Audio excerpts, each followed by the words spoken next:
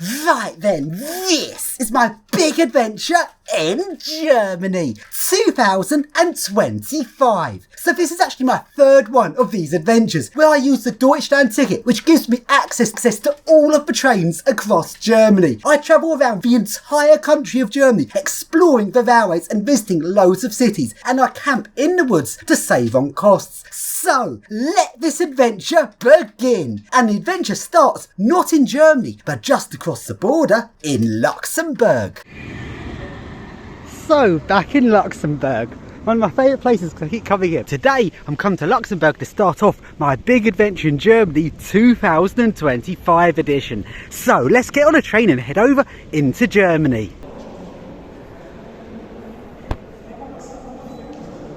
Remember to rub your hands together, covering all surfaces with both hands, including between your fingers. So, back at Luxembourg station. Forgotten how nice Luxembourg is. It's so much better in the UK. Everything's so clean and just nice over here, and trains are free. So I'm now getting on RE11 to Trier in Germany, which surprisingly isn't a DB train. I thought it was going to be DB, but it's not. It's now a Luxembourg company train. This train looks very German. Probably the same model. Here, Luxembourg to Trier. WC ist besetzt. Bitte warten. Toilette occupée. Attendre, s'il vous plaît. So then, I now take this train across the border into Germany and along to the city of Trier, where I camp for the night. So, first night in Germany. So a new sleeping bag, lighter weight one, so I hope that will be good. Yep. Made it into Germany, now camping. So, the next day, let's take a look at Trier's shopping centre. Casper. Stinks of puke in here, someone's been sick in the lift. Fucking hell, Casper lift's always a bit of shit. Built in 2006. No, it can't be. It looks newer than that. Oh, someone puked in a lift, it's disgusting. New lift logic. More of the same, I think. No, they're not. Tapped. What sort of name's that?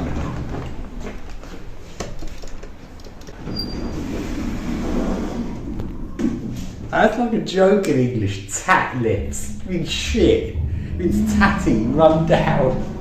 How is that even an acceptable name? Actually, that sound, that is a tatty lift, so I guess they went wrong. Etage 4.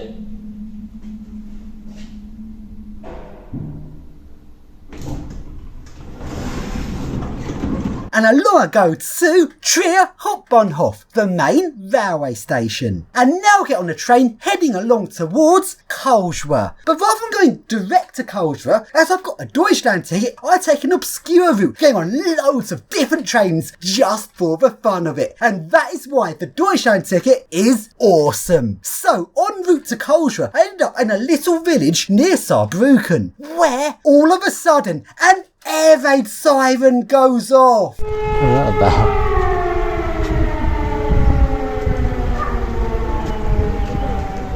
What's that about?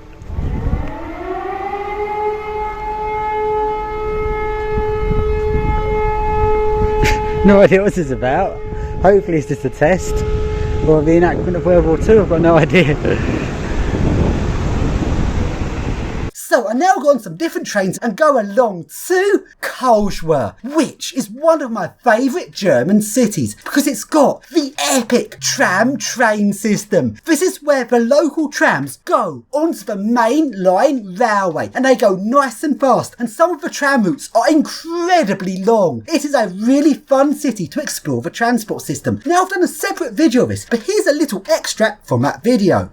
So we can see over here you've got trains, you've got a big station, you've got a high-speed train over there. Oh look, what's this random tram doing in amongst all the trains? That is so weird looking, but I really like it. It's so fun at the same time. Let's get a front view.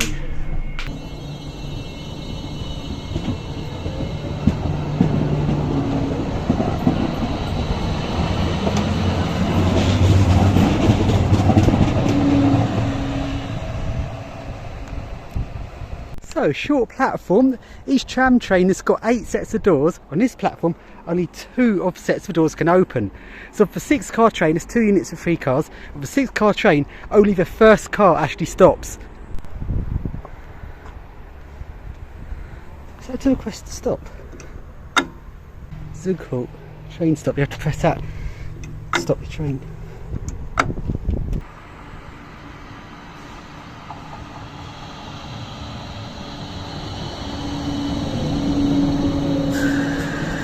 Oh no, second car half fits on the platform, but you can't get in the second car. So you have to get in the front car. So then, I now leave Karlsruhe and go along to my next city, which is Mannheim, where I camp for the night. Okay, night number 2. Back in my hammock. So then, the next day, I now return to the tower block, which had the set of 2 1.6 metre a second Schindler Mechanics and a set of 1 2 metre a second goods lift. Well, the Schindler Mechanics have now sadly been replaced, and they've been replaced with 3 metre a second generic lifts with new lift logic. Now that is unusual, that I've actually almost doubled the speed compared to the old lifts, and that's also a real hard one to say which is best. Like, I prefer Schindler Mechanics, they're much more characterful and they're completely awesome, but the new lifts are so much quicker. Like, which one's better? Like, I really don't know. The new lifts actually do seem like they're pretty good within the world of generic lifts.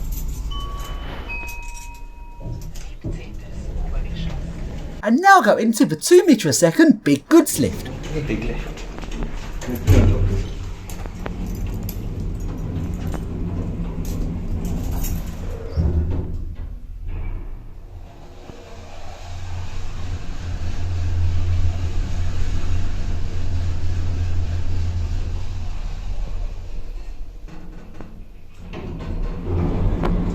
And now I go up to the motor room.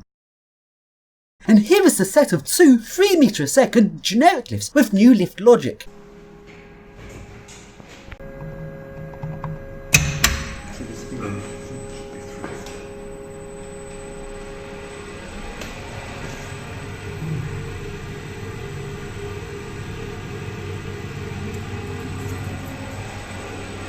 It's very quiet.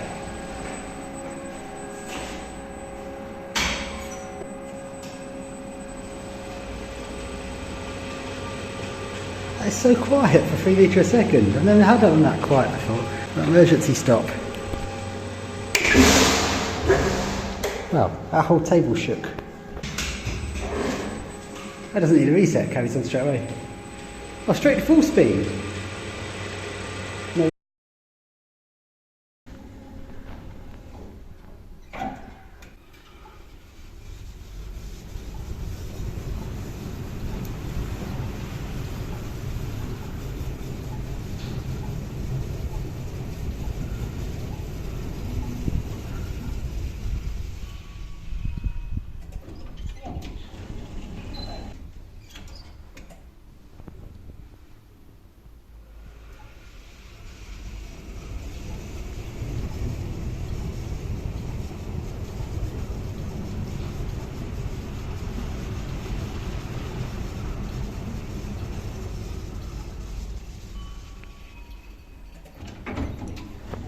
And here's the motor room for the goods lift.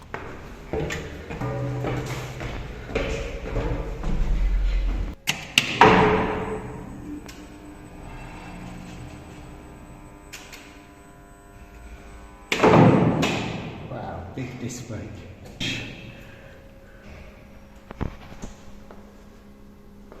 And now go out onto the rooftop. Oh, it's a ledge.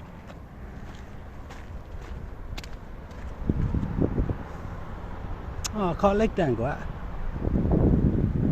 So now along to a lift with new lift logic. There's typical generic lifts in a lot of these, but let's go into a motor room because there's one thing I want to demonstrate. This lift remembers its position when you free fall it. So if you release the brake and move the lift by gravity, it actually monitors the speed the lift is moving while it's doing a gravity run and keeps track of its position. So when it then moves on power, it just carries on from the lift's current position. That is a well-designed logic.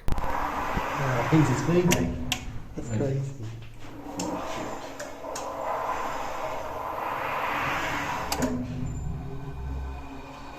we go along to a Schindler 3300 because we want to see what's in the motorroom. But this is a 3300 MRL. There isn't a motorroom, is there? Well, we opened the motorroom door to find the motor's got no cables. This is the old motor of the lift that was here previously. Where's the cables gone?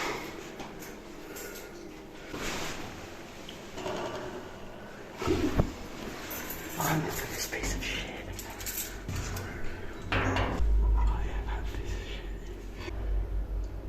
So we now walk through a creepy basement along to the second lift in the building, which still has the original unreplaced lift.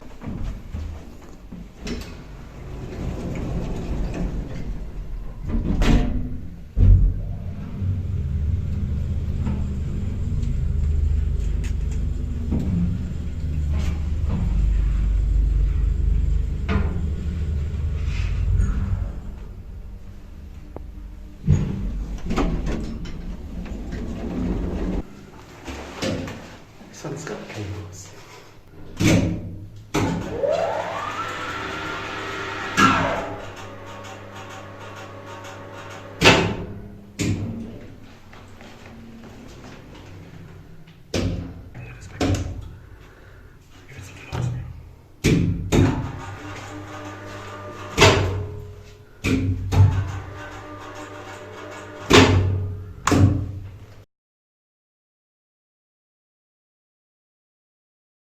So as for the subject of MRL lifts with motorrooms, along we go to one of these ThyssenKrupp things, which I call EcoDisc copycats, because it looks so much like an EcoDisc, yet it's just so much more crap.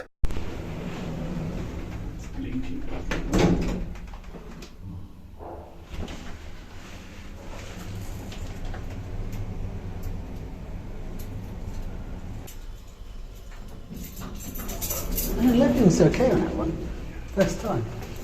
This is also a replacement of an older lift. Let's see what's in the motorroom of this. And in the motorroom, there is no motor, that's been removed, but it is the logic for the MRL lift. But surely this would be hard to maintain, having a logic in an old motorroom where there's no other equipment, rather than having a logic by the doors like it normally is. Surely you want to be physically near the actual machinery when you're working on the logic. Look at this amazing motor. Look how big it is. It's massive. Massive thing. Look, got a free-fall handle there. Oh, it's so big. Oh, wait, it's gone. It's MRL. Dang.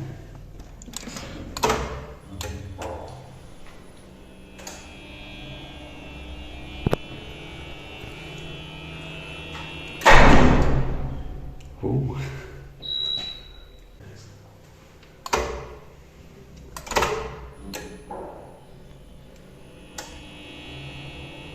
Custom ports. Yeah, you put it's TTL, put a adapter. Engraved, cut it. It's weird. So then, I now leave Mannheim and go to the next city, which is Stuttgart. To be honest, I didn't really find that much of interest in Stuttgart, but I now go along to the outskirts of the city, along to a countryside area which has got an interesting little rail bus, which is actually in its final week of operation before it got replaced with an electric train. Anyway, in this countryside was the perfect place to camp for the night.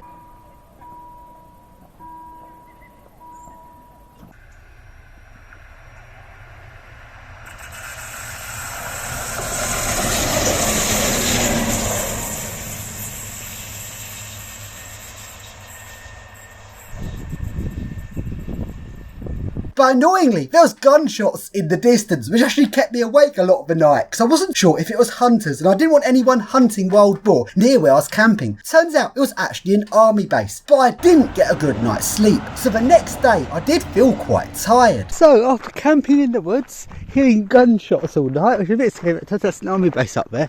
I thought people were like shooting balls or deer or something, which was a bit worrying when you sleep in the woods, but I don't think they were now, because there's too many shots too often, so I think it was actually just an army base. Middle of nowhere, Germany edition. The middle of nowhere looks the same pretty much everywhere. The only thing that's different is the pylon's different shape. Other than that, like countryside's countryside. So now I go along to the city of Ulm. And the reason why I go to Ulm is because it's served by a regional train that goes on the intercity ICE tracks. This is in fact the fastest speed you can actually reach with the Deutschland ticket. It is very interesting. So I now arrive into Ulm. Let's go and explore this city. And I now go into the Galleria department store.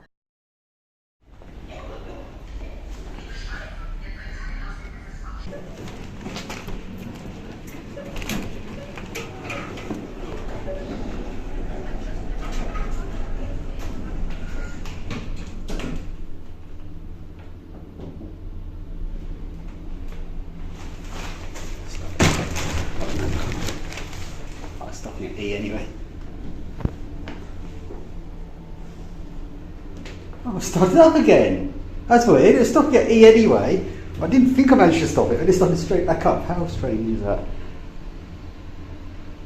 It's stopping at 3? Does it stop? No, it goes to 4. That's terrible because it pretty much almost stops. Then it changes the indicator to say what floor you're on, just to confuse everyone.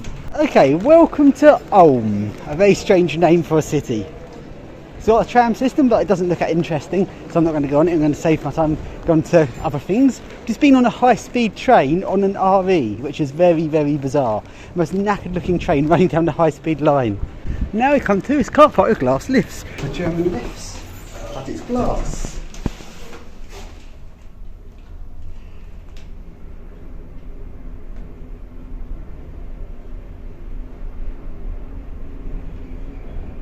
Weird place for a counterweight.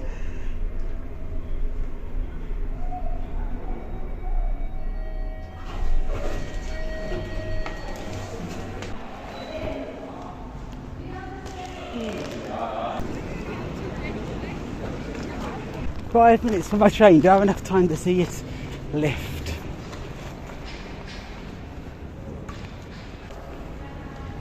Slow doors. Oh, it hasn't put a minus sign on. It's like the car park in England. 4 rather than -4.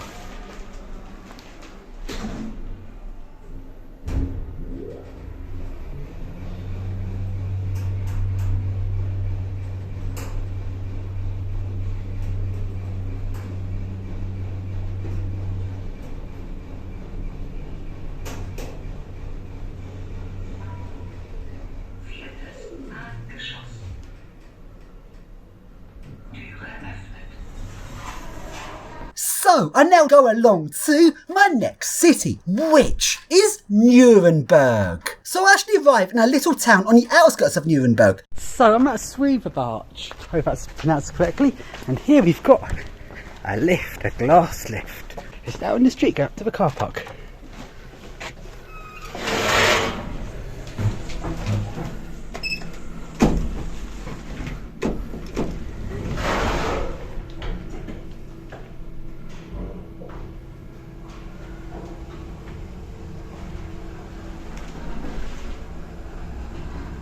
Parkebene +3.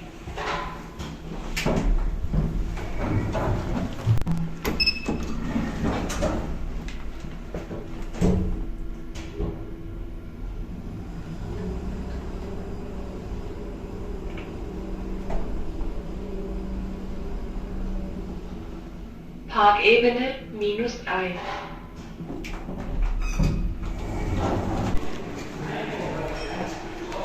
Go button, that's unusual.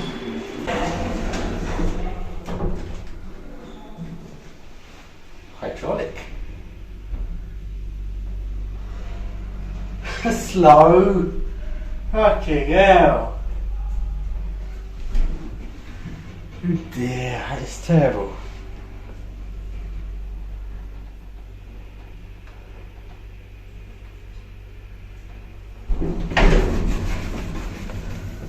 So I now go into Nuremberg, where there's loads of interesting trains to see. There's U-Bahns, S-Bahns, RV trains. Riding all of these different trains was very fun, but I was quite tired from not sleeping very well the last night. So it's now 10 PM and I've set up my hammock for a night. And as there was quite a few people out in these woods, I went deep into the woods so I'd be able to sleep somewhere with no one coming across me in the night. Turns out it was a bad decision to go so far into the forest. So, just as I was getting comfy in my hammock and I was just about to fall asleep for the night, all of a sudden, it tipped it down. It started raining very heavily. The most annoying thing is that on Google Weather, it actually said it wasn't going to rain. So, do not use Google Weather when you're really dependent on it, like in this camping situation. I was soaked. All of my camping equipment was soaked, including my very expensive real duck sleeping bag, which mustn't get wet. And I was actually deep in the woods. It took me ages to get out of this wood back to the public transport. I was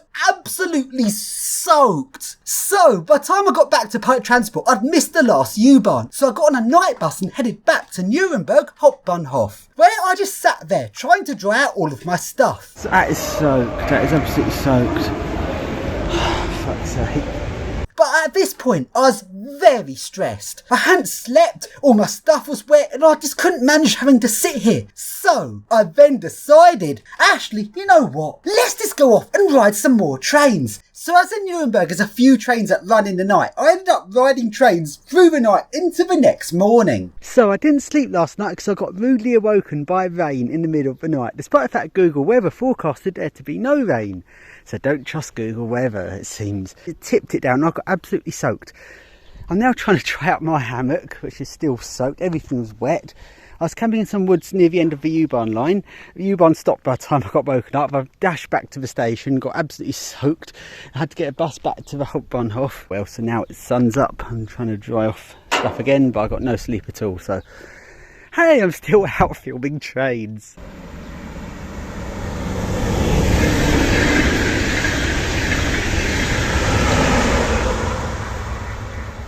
So at this point, I felt very rough. After not sleeping very well the night before, then not sleeping the last night, I was not feeling good. But then I suddenly realised there was a very interesting diesel tilting train. So the next train is the diesel tilting train.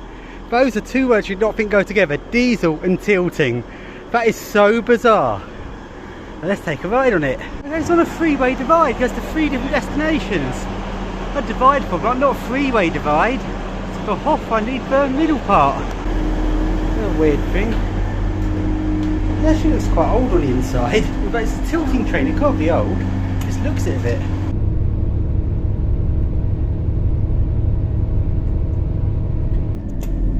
There is the tilt control. Every time it tilts you hear air go through this. I don't know if you hear above the engine, but when it tilts, you hear, oh, it's air, see it tilts, air pressure. So I take his tilting train along to the city of Hof, which is a very weird name for a city, because usually in German the word Hof is something you put at the end of a word. So like in English, you have ham for Hamlet. So Gillingham means Gillig's Hamlet. You wouldn't though have a town just called Ham, because that's like a hamlet just called Hamlet. But what hamlet is that? The Hamlet of Hamlet. Like, that doesn't make sense. So this place in Germany called Hof, in this example it means courtyard, but it actually sounds like it's just a city called place. It's the place of place, the only place to be. And that also means a main train station is called Hof Hauptbahnhof. What? This is weird.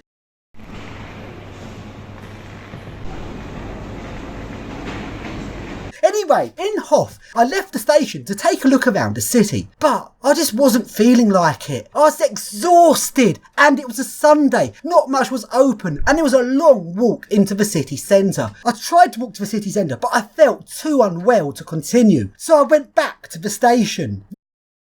Oh, no photo. Well, I can't take a photo of the rail bus. And here we have a rail bus, which apparently I'm not allowed to photograph, so let's go photograph it. Here is the rail bus.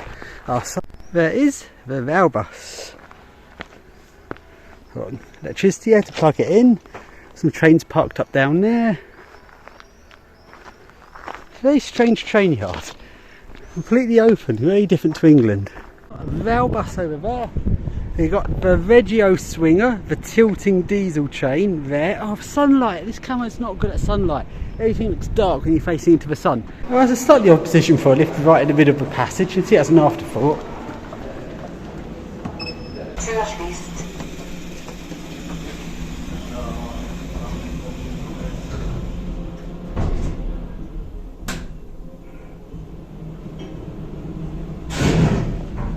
Oh, scrapey lift. 4 und 6.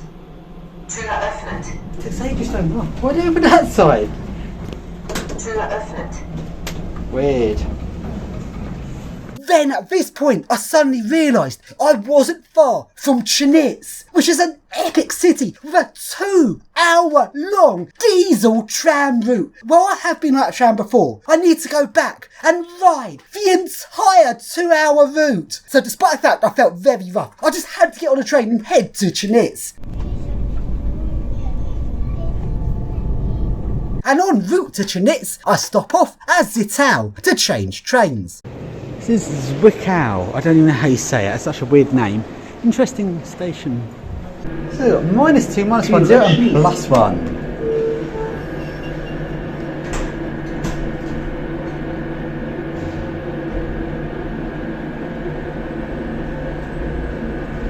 Past the floor there, and the top floor's here. Eingangshalle, obere Ebene. Türe öffnet. Very nice station.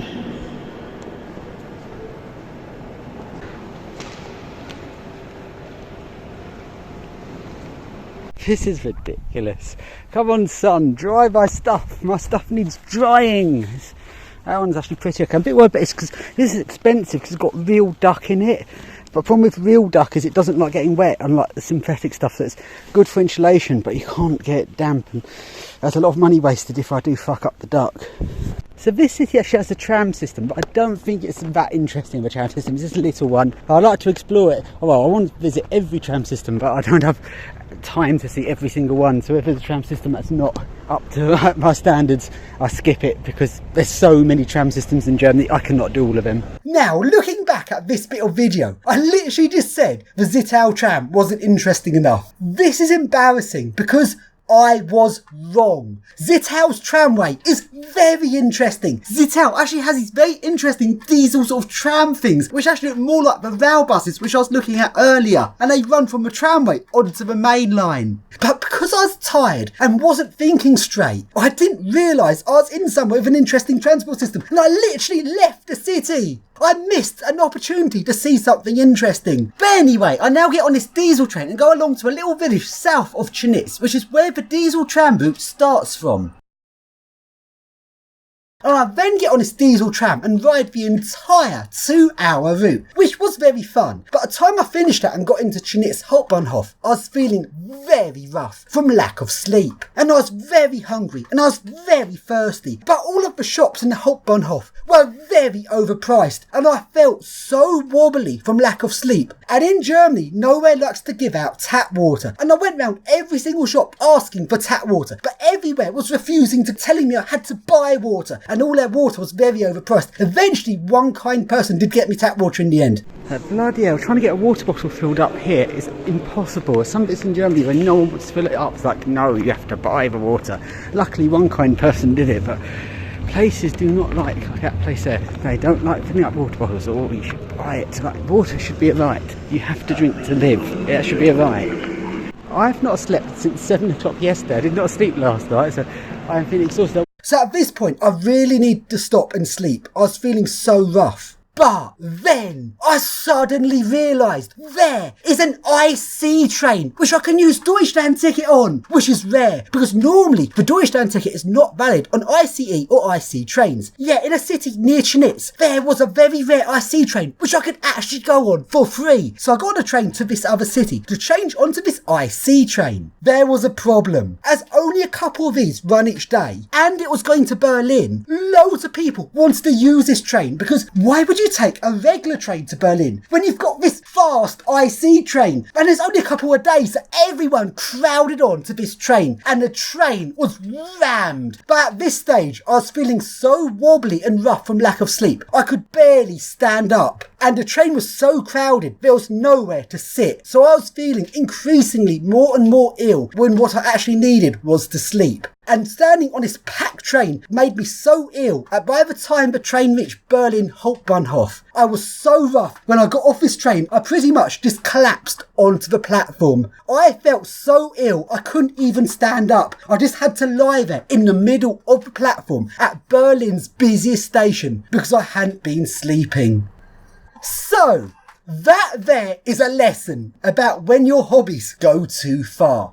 Do not let the hobby you love turn into something that makes you ill. Because if you've got Asperger's, the Deutschland ticket is like a drug. It is addictive. You've got an entire country's railway system to explore. Normally when you travel, you have to buy a ticket on each train, or you get relatively small ticket areas, such as just within a city. The fact you can travel an entire country is such an amazing opportunity, but at the same time, it is so addictive that if you've got Asperger's, it can become an obsession. And you become so obsessed with wanting to see all of Germany's best trains that you literally forget to eat, drink, or sleep. And that's what happened to me, and I made myself ill. So, that is a lesson of do not let a thing you love become a thing that makes you ill.